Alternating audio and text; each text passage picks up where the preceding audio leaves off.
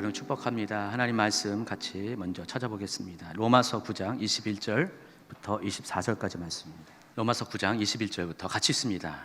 토기장이가 진흙 한 덩이로 하나는 귀히 쓸 그릇을 하나는 천이 쓸 그릇을 만들 권한이 없느냐? 만일 하나님이 그의 진노를 보이시고 그의 능력을 알게 하고자 하사 멸하기로 준비된 진노의 그릇을 오래 참으심으로 간용하시고 또한 영광받기로 예배하신 바 궁일의 그릇에 대하여 그 영광의 풍성함을 알게 하고자 하셨을지라도 무슨 말을 하리요? 이 그릇은 우리니 곧 유대인 중에서뿐 아니라 이방인 중에서도 부르신 자니라. 아멘. 여러분, 하나님의 주권에 대해서 인정하십니까? 아이고, 은혜를 많이 받으셨네요. 첫 단어부터 아멘이라고 큰 소리를 합니다. 오늘 본문에서와 같이 하나님은 토기장이 그리고 사람은 진흙에 비유하면서 많은 성경에서 하나님의 주권에 대해서 강조를 하고 있습니다.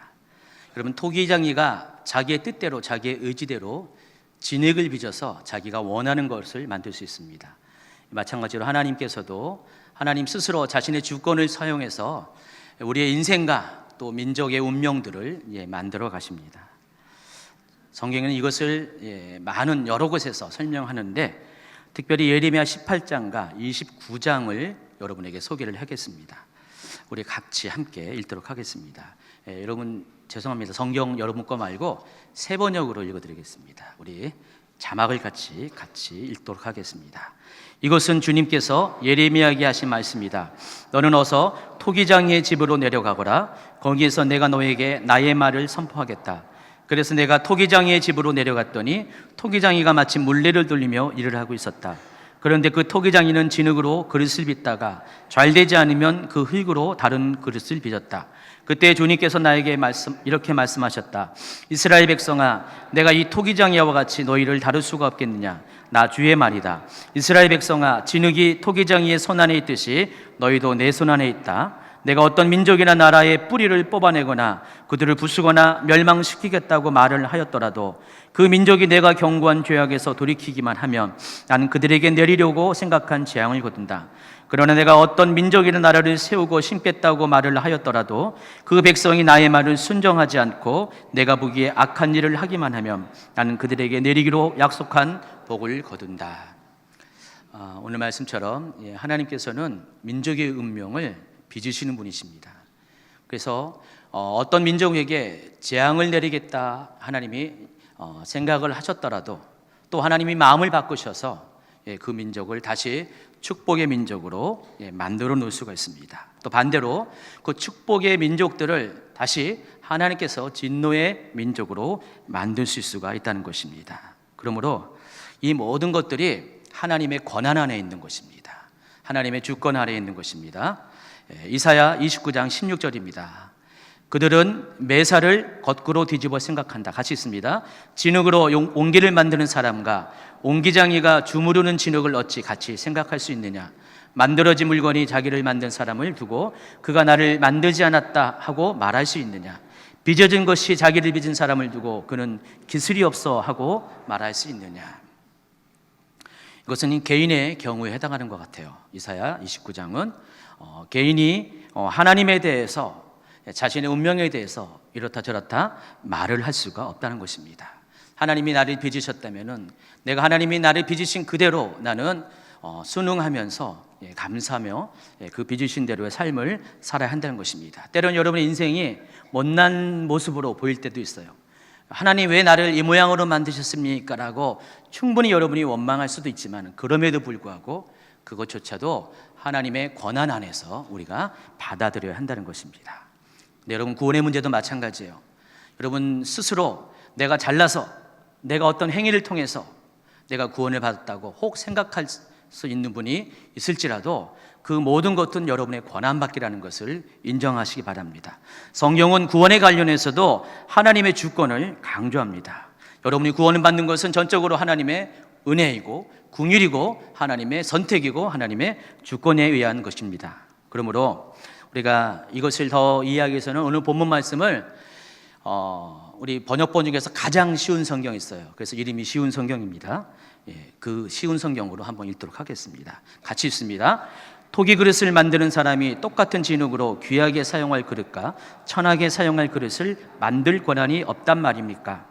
하나님께서 진노를 나타내시고 그분의 능력을 사람들에게 알리시기를 원하시면서도 멸망받기로 되어 있는 진노의 그릇들을 인내로써 참아주셨다면 어쩌겠습니까? 또한 하나님께서 그렇게 하신 것이 영광에 들어가도록 미리 준비하신 자비의 그릇들에게 그분의 풍성한 영광을 알게 하기 위해서였다면 어쩌겠습니까? 하나님께서 부르신 자비의 그릇이 바로 우리들입니다. 유대인 중에서만 부르신 것이 아니라 이방인들 중에서도 부르셨습니다. 22절과 23절의 끝부분 보니까 어쩌겠습니까? 어쩌겠습니까? 이렇게 반문을 합니다. 이 말처럼, 이 표현처럼 하나님이 하시는 모든 일에 대해서는 우리는 아무런 말을 할 권한이 없다는 것입니다. 모든 것이 주님의 주권이라는 것입니다. 자, 그런데 하나님은 하나님 스스로도 그럼에도 불구하고 하나님의 공의대로 움직이십니다. 하나님도 자기 마음대로 하신 것이 아니에요. 모든 것이 하나님의 공의에 충족되는 그 범위 안에서 하나님도 움직이신다는 것입니다. 따라서 하나님은 악한 자에 대해서는 반드시 하나님의 공의에 따라서 심판을 하시고 또 선한 자에 대해서는 하나님의 공의에 따라서 그에게 보상을 주시는 것이 하나님의 그런 선택이고 주권이라는 것입니다. 어쨌든 하나님의 공의는 이렇게 철저합니다. 그래서 하나님의 공의에 의해서 심판을 받을 사람이 있어요. 근데 그럼에도 불구하고 하나님은 그들에 대해서 오래 참으세요. 기다리시고 인내하신다는 것입니다. 그렇게 하신 이유가 있습니다. 비록 그들이 심판받게 마땅한 사람일지라도, 지금 당장 심판받아도 족한 사람일지라도 하나님은 그들을 품으세요. 언제까지요? 그들이 돌이킬 때까지. 다시 그들이 하나님의 궁율 안에 들어와서 하나님의 영광의 풍성한 것들을 누리는 존재가 될 때까지 하나님은 오래 길이 참고 기다리신다는 것입니다. 그런 의미에서 하나님은 여러분도 기다려 오셨어요. 오늘 24절에 보니까 하나님께서 부르신 자비의 그릇이 바로 우리들입니다 라고 했습니다. 그러니까 여러분도 이 하나님의 그 긍휼의 그 선택의 대상이 된다는 것입니다. 여러분도 혜택을 본 사람이라는 것입니다. 따라서 우리가 그런 하나님의 선택에 대해서, 하나님의 방식에 대해서 우리가 피조물로서 하나님은 공의롭지 못합니다, 하나님은 정말 정당하지 못합니다 라고 말할 수가 없다는 것입니다. 우리는 하나님의 모든 행하시는 과정의 전부를 알 수는 없어요. 우리가 아는 것은 극히 일부에 불과합니다. 때로는 우리의 관점에서, 우리가 보는 시각에서, 그 시점에서 하나님의 공의에 대해서 우리가 의문을 제기할 수도 있습니다. 그렇지만은 결국에 보면은 하나님의 공의는 옳은 것이에요. 그래서 우리가 그런 과정 속에서 우리가 힘들더라도 우리가 때로는 그것이 원망이 된다 할지라도 절대로 하나님의 권위에 대해서, 하나님의 공의에 대해서, 주권에 대해서 아무런 말도 하지 말아야 한다는 것입니다. 그래서 오늘은 이 하나님의 주권에 대해서 말씀을 드리면서 오늘 본문 말씀에서 여러분에게 이렇게 말씀하시고자 하는 그런 것이, 중요한 것이 있어요. 그것을 같이 설명해 드리도록 하겠습니다. 자, 오늘 말씀 보니까 하나님께서는 하나님의 주권하에서 두 가지 서로 다른 그릇을 만드신다고 여기 말씀을 하고 있어요. 토기장이가 하나는 천이 쓸 것과 하나는 귀 쓸 것을 만드는 것처럼 하나님께서는 오늘 본문이 표현하면은 진노의 그릇과 긍휼의 그릇이라는 두 가지 그릇을 만드십니다. 그래서 제가 여러분에게 이렇게 두 가지 그릇을 갖고 왔어요. 두 가지 그릇을 갖고 왔습니다. 그릇을 여러분 잘 보시기 바랍니다. 자, 이 두 가지 그릇은 분명한 용도의 차이가 있습니다. 먼저는 이 진노의 그릇으로 빚어진 사람입니다. 당연히 심판 받아야 됩니다. 또 긍휼의 그릇으로 빚어진 사람은 하나님의 영광에 참여하는 사람이라는 것입니다. 하나님은 여러분의 인생을 이 두 가지 그릇 중에 하나로 빚으셨다는 것입니다. 자, 그런데 이 모든 선택은 하나님의 주권이에요. 하나님이 그렇게 결정하신 것입니다. 그러니까 하나님의 주권에 의해서 이와 같이 각각의 인생이 다른 그릇으로 빚어진다는 것입니다. 아까 읽어드린 예레미야 18장 3절과 4절을 한 번 더 읽도록 하겠습니다. 같이 있습니다. 그래서 내가 토기장이의 집으로 내려갔더니 토기장이가 마침 물레를 돌리며 일을 하고 있었다. 그런데 그 토기장이는 진흙으로 그릇을 빚다가 잘 되지 않으면 그 흙으로 다른 그릇을 빚었다. 자, 하나님은요, 하나님의 주권과 선택에 의해서 하나님이 원하시는 때에 원하시는 방식으로 그릇들을 서로 다른 용도로 빚으십니다. 자, 여러분이 원래 어떤 그릇으로 빚으셨을까요? 하나님께서. 당연히 여러분은 이렇게 긍휼의 그릇으로 빚어졌어요. 그러나 우리가 죄를 범한 후에 우리의 모든 인생은 이렇게 진노의 그릇 안에 담겨진 삶을 살게 됐습니다. 그래서 우리가 아담 이후의 모든 사람들은 이 진노의 그릇으로 빚어졌다고 말을 할 수가 있습니다. 자, 그런데 하나님은 그럼에도 불구하고 우리를 여전히 이 진노의 그릇 안에 담겨주시 않는다는 것입니다. 하나님은 하나님의 그 계획들을 우리를 위해서 때로는 깨트리세요. 그래서 이 진노의 그릇인 여러분들을 집어 던지셔가지고 여러분의 인생을 깨트리시고 다시 이렇게 긍휼의 그릇으로 빚어주신다는 것입니다.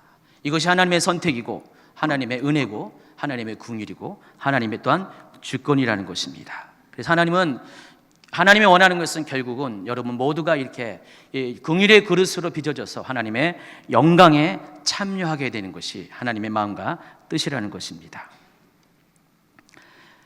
에베소서 2장은 그와 같은 사실을 다음과 같이 설명합니다. 이것도 같이 읽도록 하겠습니다. 에베소서 2장 1절부터 그는 허물과 죄로 죽었던 너희를 살리셨도다. 그때 너희는 그 가운데서 행하여 이 세상 풍조를 따르고 공중의 권세 잡은 자를 따랐으니 곧 지금 불순종의 아들들 가운데서 역사하는 영이라. 전에는 우리도 다 그 가운데서 우리 육체의 욕심을 따라 지내며 육체와 마음에 원하는 것을 하여 다른 이들과 같이 본질상 진노의 자녀이었더니 긍휼이 풍성하신 하나님이 우리를 사랑하신 그 큰 사랑으로 인하여 허물로 죽은 우리를 그리스도와 함께 살리셨고 또 함께 일으키사 그리스도 예수 안에서 함께 하늘에 앉히시니 이는 그리스도 예수 안에서 우리에게 자비하심으로써 그 은혜의 지극히 풍성함을 오는 여러 세대에 나타내려 하심이라. 너희는 그 은혜에 의하여 믿음으로 말미암아 구원을 받았으니 이것은 너희에게서 난 것이 아니요 하나님의 선물이라. 행위에서 난 것이 아니니 이는 누구든지 자랑하지 못하게 함이라. 우리는 그가 만드신 바라 그리스도 예수 안에서 선한 일을 위하여 지으심을 받은 자니 이 일은 하나님이 전에 예비하사 우리로 그 가운데서 행하게 하려 하심이라. 3절에 보면은 끝에 여러분을 가리켜서 본질상 진노의 자녀였다고 그랬습니다. 근데 10절에 보니까 우리는 그리스도 안에서 선한 일을 위하여 지으심을 받은 자라고 했습니다. 원래는 진노의 자녀였어요. 원래는 진노의 그릇이었어요. 그러나 하나님께서는 그리스도 예수 안에서 여러분을 이렇게 긍휼의 자녀로, 긍휼의 그릇으로 변화시켰다는 것입니다. 이렇게도 지으셨고 이렇게도 다시 지으셨다는 것입니다. 그 변화의 중심에 뭐가 있어요? 4절에 보니까 바로 우리를 향하신 하나님의 그 큰 사랑이 있었다는 것입니다. 하나님의 긍휼이, 하나님의 그 사랑이 허물로 죽은 여러분을 그리스도와 함께 살리셨고요. 그것을 끝내는 것이 아닙니다. 6절에 보니까 함께 일으키사 그리스도 예수 안에서 함께 하늘에 앉히셨다고 그랬어요. 오늘 그 로마서의 표현처럼 하나님의 영광에 참여하게 하셨다는 것입니다. 따라서 하나님께서는 이와 같은 하나님의 주권을 통해서 여러분의 삶을, 전에는 진노의 그릇에 묶여있던 여러분의 삶을 이렇게 긍휼의 그릇으로 바꿔주신다는 것입니다. 그래서 여러분 기억해야 됩니다. 첫 번째, 전에 여러분은 본질상 진노의 자녀였다는 것, 진노의 그릇이었다는 것. 두 번째는 그런 여러분을 하나님께서 우리의 그릇들을 깨트려 주시고 새로운 그릇으로 여러분을 만들어 줬습니다. 그것이 긍휼의 그릇이라는 것입니다. 그리고 그렇게 하신 이유가 긍휼의 풍성하신 하나님의 큰 사랑 때문이라는 것입니다. 따라서 우리는 하나님께서 우리를 다시 빚어주신 그 은혜 받은 자의 삶을 살아야 한다는 것입니다. 그것이 하나님의 주권을 인정하는 삶이기 때문입니다. 자, 그렇다면 어떻게 해야 우리가 그러한 삶을 살 수가 있을까요? 하나님 우리를 은혜로 말미암아, 긍휼을 말미암아 우리를 구원해 주셔서 진노의 그릇에서 우리를 긍휼의 근으로 바꿔 주셨는데 어떻게 해야 하나님의 주권을 인정하는 삶을 살 수 있을까요? 그러기 위해서는 여러분의 그릇 안에 무엇을 선택하는 것을 여러분이 결정을 하셔야 한다는 것입니다. 이 말은 전에는 여러분이 진노의 그릇이었지만은 이제는 긍휼의 그릇으로 다시 빚어졌기 때문에 이 안에 여러분이 이전에 있던 여러분의 삶을 담은 것이 아니라 이 용도에 맞는 새로운 것들을 담아내야 한다는 것입니다. 다시 말해서 그릇의 용도에 맞는 삶을 살아야 한다는 것입니다. 그래서 우리가 긍휼의 그릇 안에 담아야 할 내용이 무엇인지를 우리가 알아야 됩니다. 그 전에 먼저 여러분이 진노의 자녀였을 그릇이었을 때 담아야 했던 것들이 무엇인지를 먼저 아셔야 한다는 것입니다. 로마서 1장 29절, 39절, 31절을 같이 한번 읽도록 하겠습니다. 곧 모든 불의, 추악, 탐욕, 악의가 가득한 자요, 시기, 살인, 분쟁, 사기, 악독이 가득한 자요, 수근수근하는 자요, 비방하는 자요, 하나님께서 미워하시는 자요, 능욕하는 자요, 교만한 자요, 자랑하는 자요, 악을 도모하는 자요, 부모를 거역하는 자요, 우매한 자요, 배약하는 자요, 무정한 자요, 무자비한 자라 그랬어요. 자, 이 모든 항목들, 이것은 전에 여러분이 진노의 그릇이었을 때 여러분 안에 담겨진 것들이었어요. 그렇죠? 여러분은 심판받을 대상이었을 때 여러분 안에는 불의를 담고 있었고, 추악을 담고 있었고, 탐욕을 담고 있었고, 시기와 살인과 분쟁과 악독을 담고 있었습니다. 그런데 이제는 더 이상 이것들을 새로운 그릇 안에 담겨두면서는 안 된다는 것입니다. 여러분 안에 있는 죄의 생각들, 행동들, 하나님의 진노를 불러일으킬 수 있는 그 어떤 것도 더 이상 새로운 그릇 안에 남겨둬서는 안 된다는 것입니다. 첫 번째 여러분이 해야 될 것이 바로 이것이에요. 여러분이 변화된 여러분의 삶에 이전의 여러분의 삶의 모습들을 여전히 남겨두서는 안 되는 것입니다. 이런 것들은 하나님이 미워하시는 거예요. 하나님과 성품과 반대되는 것이고요, 하나님을 근심하게 한다는 것입니다. 그리고 여러분의 자아가 깨어질 때 함께 버려져야 한다는 것입니다. 여러분이 하나님이 여러분의 그릇, 진노의 그릇을 깨트려 주셨잖아요. 이게 깨트려질 때 여러분들 이 안에 있는 모든 내용물들도 다 땅에 던져져야 된다는 것입니다. 그리고 다시는 담겨져서는 안 되는 것입니다. 자, 그런데 그럼에도 불구하고 하나님은 여러분 이와 같은 그릇으로 만들어 주셨는데, 그럼에도 불구하고 그러한 것들을 담고 있으면 어떻게 할까요? 어떤 일이 발생할까요? 하나님께서 진노의 그릇을 깨트리고 긍휼의 그릇으로 만드셨어요. 이것이 하나님의 긍휼이었고 선택이라고 했어요. 주권이라고 했어요. 그러나 하나님께서 또다시 여전히 과거의 것들을 담고 있는 여러분의 그릇들을 다시 깨트리지 않으라는 보장이 없다라는 것입니다. 여러분이 굉장히 이것을 중요하게 생각하셔야 된다는 것입니다. 하나님께서는 이렇게 진노의 그릇을 긍휼의 그릇으로 만든 것이 하나님의 선택이고, 또 그것에 대해서 우리가 아무런 항변도 할 수 없는 것처럼 또다시 이 긍휼의 그릇을 진노의 그릇으로 다시 깨트리고 만들어진다 한다 할지라도 여러분이 그것을 항변할 수가 없다라는 것입니다. 로마서 11장 22절에는요 그것을 이렇게 설명합니다. 개역한 걸로 읽어드리겠습니다. 같이 있습니다. 그러므로 하나님의 인자와 어미를 보라 넘어지는 자들에게는 어미가 있으니 너희가 만일 하나님의 인자에 거하면 그 인자가 너희에게 있으리라. 그렇지 않으면 너도 찍히는 바 되리라. 하나님에게는 두 가지의 양면성이 있어요. 하나님의 인자가 있고 어미가 있어요. 다른 말로 긍휼과 공의가 있다는 것입니다. 근데 넘어지는 자들에게는 하나님의 공의가 있어요. 하나님은 공의로 그들을 대하신다는 것입니다. 그런데 여러분이 만약 하나님의 인자에 긍휼에 거하면은 하나님의 긍휼도 여러분에게 있습니다. 근데 만약에 끝부분입니다. 그렇지 않으면 여러분도 찍힌 바 될 것이라고 했습니다. 하나님이 여러분을 긍휼의 그릇 안에 집어넣으셨는데, 그래서 여러분은 삶 가운데 하나님의 긍휼이 있는데 여러분이 삶이 긍휼의 삶이 아니라 이렇게 진노의 삶을 살면은 하나님은 또다시 여러분을 다시 부셔 틀어놓을 수가 있다는 것입니다. 그래서 여러분 하나님의 인자와 어미를 두 가지를 항상 기억하셔야 한다는 것입니다. 자, 그렇다면은 이제 궁일의 그릇으로 다시 빚어진 여러분 안에 무엇을 담아야 할까요? 당연히 하나님이 기뻐하시는 것, 하나님이 원하시는 것, 또 하나님의 마음과 뜻에 합당한 것들을 담아내야 한다는 것입니다. 그것이 과연 뭘까요? 여러분, 용도 자체가 긍휼의 그릇이라면은 이 안에 담겨져야 될 것이 뭘 것 같아요? 한마디로 말하면 하나님의 긍휼이라는 것입니다. 하나님은 여러분을 그 하나님의 긍휼을 담을 수 있는 그릇으로 만드셨어요. 용도가 그런 것이라는 것입니다. 이 그릇 안에는, 여러분의 인생의 그릇 안에는 다른 것을 담아서는 안 돼요. 하나님의 긍휼을 담아야 한다는 것입니다. 성경에는 여러 곳에서 하나님의 뜻에 대해서 말하고 있습니다. 그중에서 마태복음 9장 13절에 이렇게 말합니다. 너희는 가서 내가 긍휼을 원하고 제사를 원치 않노라 하신 뜻이 무엇인지 배우라.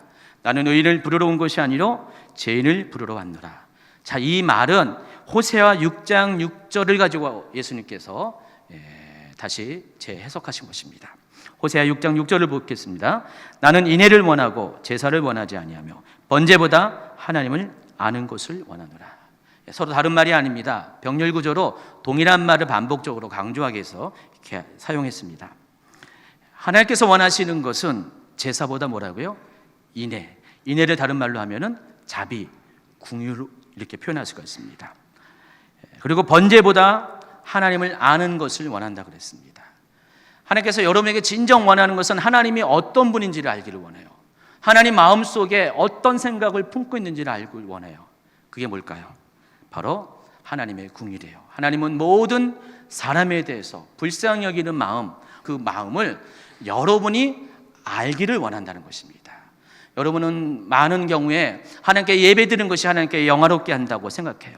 하나님을 예배하는 것이 하나님이 가장 기뻐하는 것이라고 생각해요. 맞습니다. 하나님은 여러분이 하나님을 예배하는 것을 기뻐하시고 또 그것을 원하십니다. 그러나 예배보다 먼저 해야 될 것이 있다는 것이에요. 제사보다 먼저 해야 될 것이 뭐라고요? 하나님을 아는 것인데 그 하나님 아는 것이 뭐라고요? 하나님의 마음인, 하나님의 뜻인 긍휼을 여러분이 알기를 원한다는 것입니다. 그래서 긍휼이 하나님께서 여러분에게 요구하는 가장 기뻐하신 하나님의 뜻이라는 것입니다. 여러분, 긍휼을 한마디로 말하면은 남을 불쌍히 여기는 것이죠. 근데 그것이 행동으로 나타나는 것이 뭘까요? 남을 용납하는 거예요. 용서하는 것이에요. 그래서 마태복음 5장 23절 24절에 이런 말씀이 있습니다. 같이 있습니다. 그러므로 예물을 제단에 드리려다가 거기서 내 형제에게 원망들을 만한 일이 있는 것이 생각나거든 예물을 제단 앞에 두고 먼저 가서 형제와 화목하고 그 후에 와서 예물을 드리라. 왜 예수님께서 예물을 드리기에 앞서서 먼저 형제와 화목할 것을 원했을까요? 하나님이 받기를 원하는 것은 남과 용서를 통해서 화목해 하는 것인데 그 화목을 위해서는 우리 안에 뭐가 전제되어야 돼요? 긍휼이 있어야 된다는 것입니다. 여러분, 남을 어떻게 용서해요? 남을 불쌍히 여기는 마음이 없으면은 남을 절대로 용서할 수가 없다는 것입니다. 근데 남을 용서하지 않고 먼저 하나님 앞에 예배드릴 때 하나님 보기에 그것은 굉장히 가증스러운 것이에요. 왜냐하면 하나님의 뜻을 알면서도 하나님의 마음을 알면서도 하나님 기뻐하신 것을 행하지 않으면서 하나님이 기뻐하는 것이 예배를 드린 것이라고 생각을 했기 때문에 그렇다는 것입니다. 그래서 하나님은 그 모든 예배에 앞서서 하나님이 기뻐하시는 그런 긍휼을 베푸는 행위를 먼저 하고 그 다음에 하나님 앞에 제사도 드리고 예물도 드릴 것을 명령하십니다. 그래서 하나님의 긍휼 때문에 긍휼의 그릇으로 다시 지으심을 받은 사람들은 하나님을 예배할수록 하나님의 뜻과 성품인 긍휼을 점점 느껴야 돼요. 계속해서 여러분이 하나님을 예배할수록 여러분의 이 그릇 가운데 계속해서 하나님의 것들을 담아내야 된다는 것입니다. 예배는 계속 드리는데 알고 봤더니 여러분의 마음의 그릇 안에, 인생의 그릇에는 하나님 것이라고는 전혀 없는 그런 분들이 있을 수가 있습니다. 그래서 이것은 하나님이 기뻐하는 뜻이 아니고 여러분을 이 그릇으로 만든 그 용도에 맞는 삶을 살아가는 것이 아니라는 것입니다.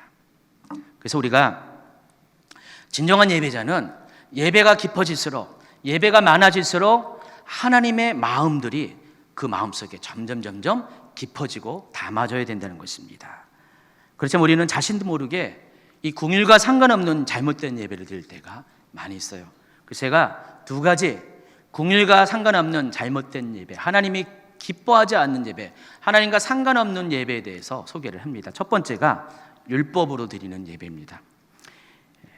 이것은 의무적으로 드리는 예배예요. 종교적으로 드리는 예배라는 것입니다. 하나님과 마음이 전혀 통하지 않으면서 그냥 우리가 그냥 늘 하던 습관대로 율법의 조건에 맞춰서 우리가 하나님을 예배할 때가 많이 있습니다. 여러분이 부인하실 수가 있어요. 나는 절대 그러지 않습니다. 그러나 우리가 많은 경우에 있어서 그런 예배를 드리고 있음을 여러분이 아시기 바랍니다. 어떻게 이것을 알까요?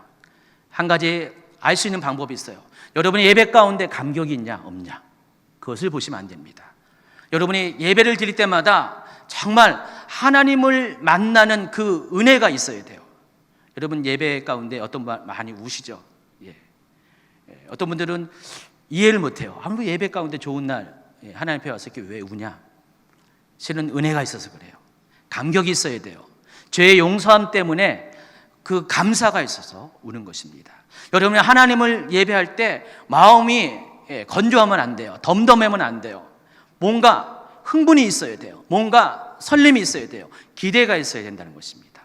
예배 들어오는 그 첫 시간부터, 첫 걸음부터 뭔가가 여러분 가운데 그 문 밖과 이 문 안에서의 느낌이 달라져야 된다는 것입니다.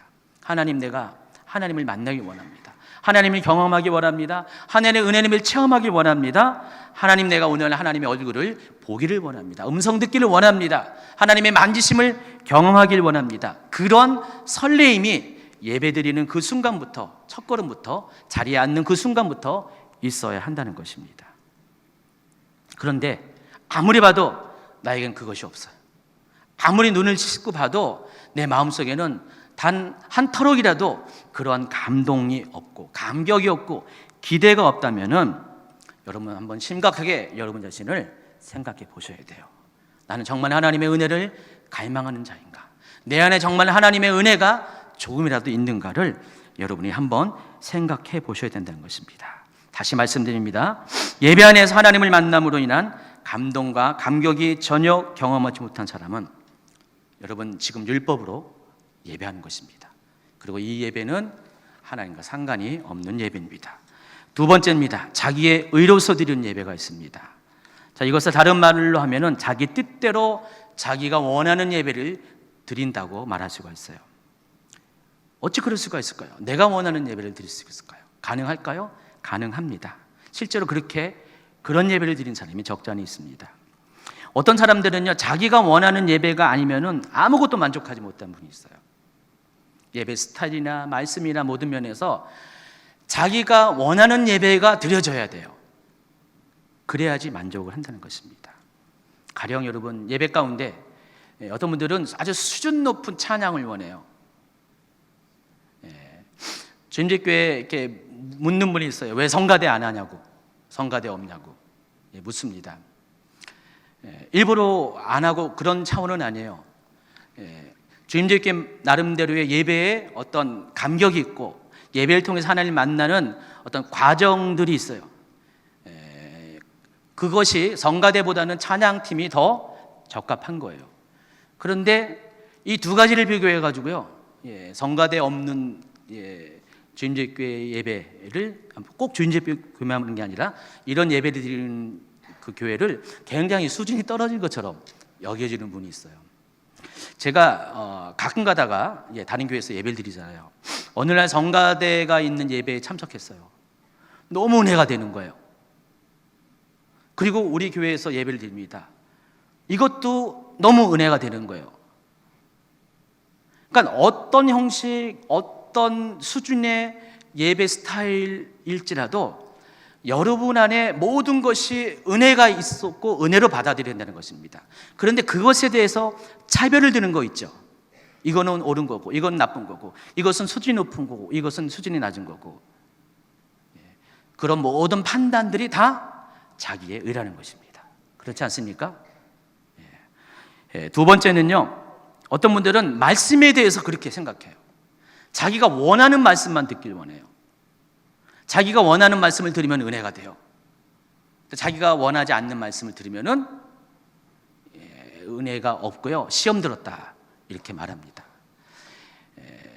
요즘 초등학교도 시험이 폐지되는 추세인데 우리 교회는 이렇게 시험 보는 분들이 많이 있어요. 예. 여러분, 시험에 든다는 말 결코 좋은 말이 아닙니다.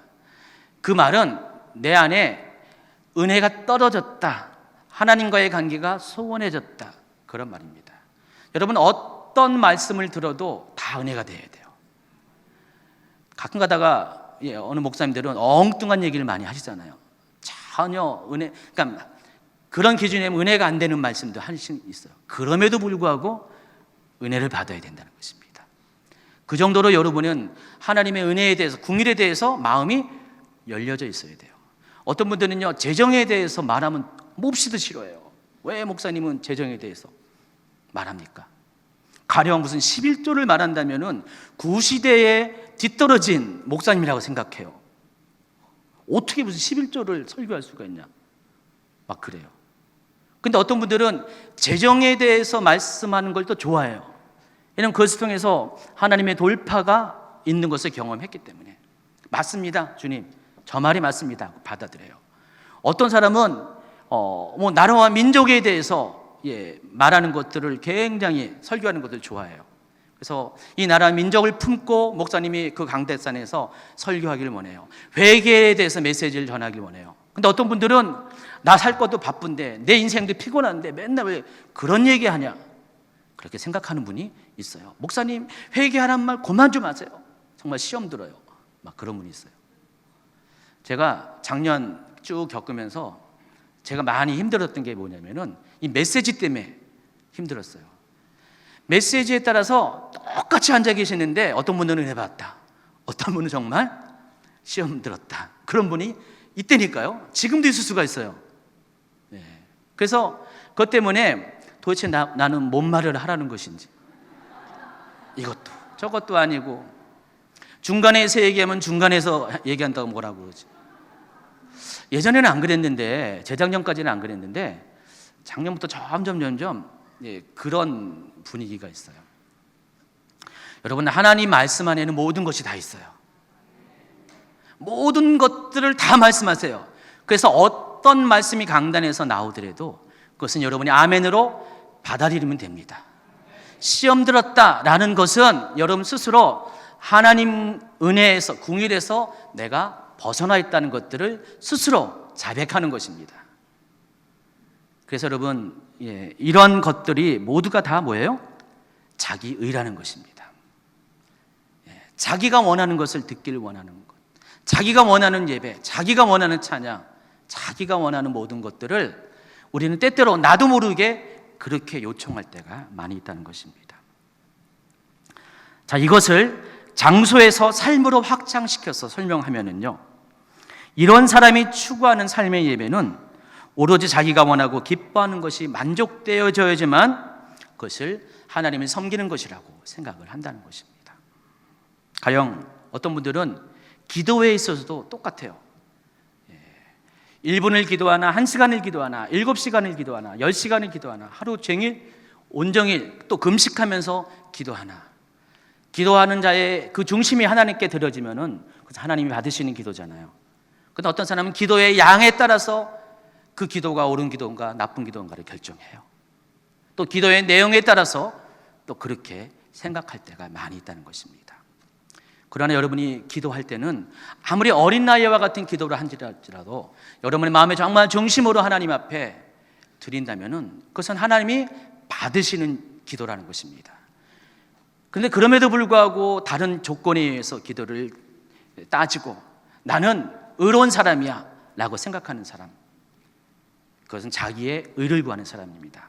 예전에 그런 사람들이 있었어요. 2000년 전에 바리새인들이 그랬어요. 바리새인들은 사람 앞에 보이려고 기도를 했어요. 그래서 회당과 시장 어귀에서 손을 들고 고개를 숙이면서 하나님 앞에 사람들 모두가 볼 수 있도록 그렇게 기도를 했습니다. 근데 예수님이 뭐라고 했습니까? 그들은 자기의 상을 이미 받았다 그랬습니다. 하나님이 받으시는 기도는 뭐예요? 은밀한 중에 은밀히 계시는 자에게 드리는 기도, 바로 하나님께 정말 자기의 중심을 드리는 기도를 하나님이 받으신다고 그랬습니다. 또 성경을 읽고 말씀을 묵상하는 경우도 마찬가지입니다. 전도와 선교, 구제 모든 것들이 여러분의 신앙생활에 확장된 모든 영역들의 것들이 우리도 모르게 우리의 의를 드러내는 우리의 기준에 따라서 옳고 그름을 판단하는 것들이 많이 있다는 것입니다. 실은 이 모든 것들의 저변에는 한 가지로 통일되는 게 있어요. 내가 만족해야 돼요. 내가 만족해야지 모든 것이 오케이. 하나님과의 관계에서 이건 다 뭐라고요? 자기의 의로 예배드리는 것입니다. 혹시 여러분 속에 그런 게 있습니까? 2017년까지 그런 게 있으면요, 이 그릇이 깨어질 때 함께 버리셔야 돼요. 다시 새로운 그릇에 담아서는 안 된다는 것입니다. 하나님은 여러분의 이 잘못된 이 진노의 그릇들을 다 깨어뜨려 가지고요, 깨어짐과 동시에 여기 있는 속에 있는 것들도 함께 다 흩어져 버리기를 원하십니다. 다시는 주워 담지 마세요. 2018년 다시는 주워 담지 말기 바랍니다. 그래서 하나님은 가장 기뻐하는 것은 하나님께서 여러분으로 인해서 만족하시는 것을 보고 여러분도 그것으로 인해 만족하시는 것이에요. 그러니까 기뻐하심의 기준이 여러분 자신이 아니라 하나님이어야 된다는 것입니다. 그러니까 여러분이 만족하는 그것이 아니라 하나님이 만족하는 것을 여러분이 마음의 그릇에 담아내셔야 한다는 것입니다. 따라서 예배는 어떤 형식보다, 어떤 어려움보다 하나님을 간절히 구하고, 그래서 하나님을 만남으로써 하나님이 기뻐하시는 것들을 여러분이 발견하는 것이 진정한 예배라는 것입니다. 다시 긍휼의 그릇에 대해서 이야기를 하고 마칠 것입니다. 긍휼이라는 것은 남을 불쌍히 여기는 것이라고 했어요. 가장 큰 긍휼이 뭘까요? 예수 그리스도의 십자가예요. 예수님의 십자가는요, 모든 것들을 품어내는 아주 넓은 그릇입니다. 세상의 모든 것들을 다 품어내요. 그래서 위로는 하늘, 하나님, 밑으로는 땅, 또 옆으로는 모든 이웃과 이웃을 다 한꺼번에 다 품을 수 있는 그 넓은 그릇이 십자가라는 것입니다. 십자가를 통해서 우리는 땅과 하늘이 연결되고요, 이웃과 이웃이 연결된다는 것입니다. 그러니까 모든 것이 십자가 안에서 다 품어지고 담겨진다는 것입니다. 하나님은 그 십자가를 통해서 여러분이 담아야 될 그 그릇이, 긍휼의 그릇이 어떤가를 여러분에게 실제로 보여준다는 것입니다. 하나님은 예수님을 십자가에 달려 돌아가시게 함으로 인해서 하나님의 그 사랑이 여러분을 향한 그 큰 은혜가 얼마나 큰지를 실제로 보여주셨어요. 따라서 여러분의 삶에도 동일하게 여러분의 그릇 안에도 그 십자가가 담겨져 있어야 된다는 것입니다. 그래서 날마다 하늘과 땅을 통하게 하고 이웃과 이웃을 통하게 하는 그런 넓은 폭의 긍휼이 여러분 삶 가운데 있어야 한다는 것입니다. 긍휼은 하나님의 마음이에요. 긍휼은 여러분을 향한 계획이고요, 또 여러분이 가슴에 품고 간직해야 될 신앙생활의 핵심 중에 핵심이라는 것입니다. 하나님은 전에는 여러분을 진노의 그릇으로 빚으셨어요. 그러나 지금은 다시 긍휼의 그릇으로 다시 빚어졌습니다. 우리 교단에 연서지신 원로 목사님 중에 한 분이 늘 젊은 후배 목사님들에게 하는 말씀이 있어요. 제가 서너 번 들었어요. 그분 처음 만날 때부터 한 1년에 한두 번씩 꼭 들었어요. 목사님, 제가요 원래는 다 찌그러져 가지고요, 구멍 나고 찌그러져 가지고 난지도에 버려진 쓰레기와 같은, 깡통과 같은 그런 사람이었어요. 내 인생이 그랬어요. 근데 하나님이 어느 날 저를 그 난지도 쓰레기장에서 찾아내셔서 다시 씻으시고 찌그러진 거 펴셔가지고 하나님의 사람들을 담는 그릇으로 변화시켰습니다. 그분이 지금 누구를 담냐면은 장애우들을 담고 있어요. 20년이 넘게 장애우들을 섬기는 사역을 하고 있습니다. 뭐 예배 드릴 때 보면은 거기는 뭐 이렇게 지체장애만인 게 아니라 여러 가지 정신적으로 문제가 있는, 뭐 예배 드리는 목사님한테 와가지고 막 뒤에 가서 머리를 치고 가거나 별일이 다 있대요. 근데도 목사님은 그들을 섬기면서 예배를 인도하십니다.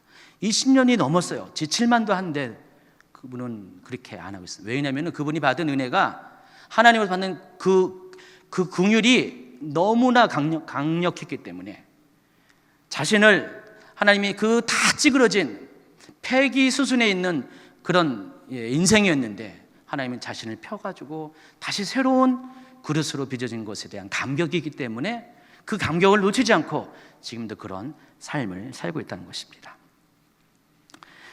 따라서 그와 같은 은혜와 감격이 있는 여러분에게는 더 이상 여러분이 이전에 담고 있었던 그와 같은 것들을 새로운 그릇에서는 담아내서는 안 된다는 것입니다. 더 이상 이 그릇 안에는 율법이 담겨서는 안 돼요. 종교가 담아서는 안 됩니다. 여러분의 의가 담아 있어서는 안 된다는 것입니다. 오직 한 가지만 담아야 돼요. 하나님의 눈물, 하나님의 시선, 영혼을 향한 하나님의 그런 그 은혜, 긍휼, 하나님이 기뻐하시는 이런 일들을 담아내셔야 한다는 것입니다. 여러분, 누가 의롭습니까? 누가 거룩한 사람입니까? 바로 하나님께서 여러분을 진노의 그릇에서 긍휼의 그릇으로 만들어졌다면 다시는 진노를 일으키는 그러한 것들로 더럽히지 않는 사람이 거룩한 사람이라는 것입니다. 다시는 여러분의 삶 가운데 하나님의 마음과 뜻이 아닌, 하나님의 시선이 아닌, 하나님의 성품이 아닌 그 어떤 것도 담아내지 마세요. 여기서 담는 그 순간에 여러분 더럽히는 것입니다. 제가 2017년을 보내면서 많은 그런 생각들을 했어요. 여러 가지 어떤 그냥 많은 일들이 있었어요. 근데 저도 모르게 아까 고백했던 그 모든 것들이 제 삶 가운데 있었음을 많이 발견합니다. 정말 하나님의 긍휼이 아닌 판단과 비방과 정죄로 행했던 것도 있고요. 또 원망하는 것도 있었고요. 또 율법적인 것도 있었고요. 또 내 의를 드러내는 그런 것도 많이 있었습니다. 2018년은 저도 결심하고 결단합니다. 절대로 깨어져서 버려져야 될 그것들을 다시 주워 담는 그런 행동을 하지 않겠다고. 여러분도 그렇게 결정하기 바랍니다. 하나님 앞에 새롭게 여러분을 만들어주신 이 긍휼의 그릇 안에 오로지 담을 것은 하나님의 긍휼, 하나님의 따스한 시선, 하나님의 성품, 하나님의 온유함만을 담아내시기 바랍니다. 그런 여러분을 하나님은 기뻐하실 것입니다. 2018년은 정말 하나님의 긍휼의 그릇이 무엇인지를 여러분의 몸소 경험해서 하나님의 은혜에 감격해서 매일 드리는 예배마다 그 어떠한 상황일지라도 감사로 영화롭게, 하나님의 영화롭게 하는 저와 여러분이 되기를 예수님이 축원합니다.